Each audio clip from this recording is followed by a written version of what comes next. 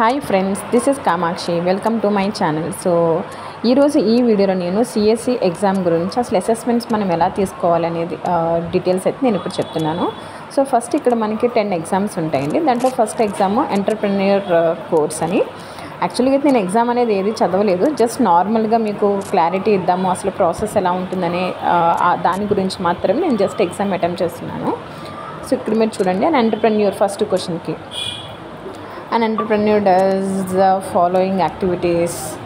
Yes, అది follow చేస్తారు జనరల్గా. సో ఇది మీరు ఎలా చేయాలి అంటే ఎగ్జామ్ ఎలా అటెంప్ట్ చేయాలనే దానికి నేను యాక్చువల్గా ఏంటంటే ఫాలో అయ్యేది నోట్స్. మనకి ఇక్కడ పీడిఎఫ్ నేను ఆల్రెడీ మార్నింగ్ పోస్ట్ చేసిన వీడియోలో నేను చెప్పాను. నోట్స్ ఒకసారి మనం చూసుకుంటే ఏంటంటే చాలా ఈజీ అయిపోతుందండి. సో దాంట్లో మనకి డీటెయిల్స్ అంతా కూడా క్లియర్గా ఉంది. సో మనము ఈజీగా క్వశ్చన్ చదువుతూనే ట్రూ ఆ ఫాల్ అనేది మనకు అర్థమైపోతుంది. సో అండ్ క్వశ్చన్స్ అన్నీ కూడా అందరికీ సేమ్ ఒకటేలా కూడా రావట్లేదు. సో క్వశ్చన్స్ కూడా చేంజ్ అవుతూ ఉన్నాయి. సో అది మీరు చెక్ చేసుకోవాలి ప్రాపర్గా. ప్రతి క్వశ్చన్స్కి అయితే మనం నోట్స్ ఒక్కసారి రిఫర్ చేస్తే మీకు ఈజీగా ఆన్సర్ అయితే చేసేయచ్చు. అండ్ కమింగ్ వీడియోలో కూడా నేను అన్ని ఎగ్జామ్స్ 10 ఎగ్జామ్స్ ఎలా తీసుకోవాలి, సిఎస్సి రిజిస్ట్రేషన్ ప్రాసెస్ అన్నీ కూడా నేను ఎక్స్ప్లెయిన్ చేశాను, మీరు చూడండి. సో ఇది మీరు కూడా మనకి 5 అటెంప్ట్స్ ఆప్షన్ ఉంటుంది. 5 అటెంప్ట్స్కి మనం ఫెయిల్ అయితే సర్టిఫికేట్కి మళ్ళీ అప్లై చేసుకోవాలి.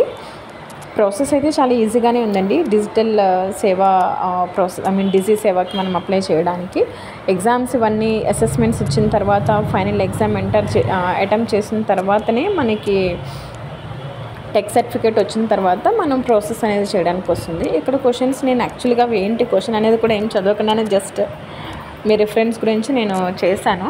బట్ నాకైతే 10కి 6 మార్క్స్ వచ్చాయి. ఐ థింక్ సో నేను 6 కరెక్ట్ ఆన్సర్స్ తీసుకున్నాను అనుకుంటా.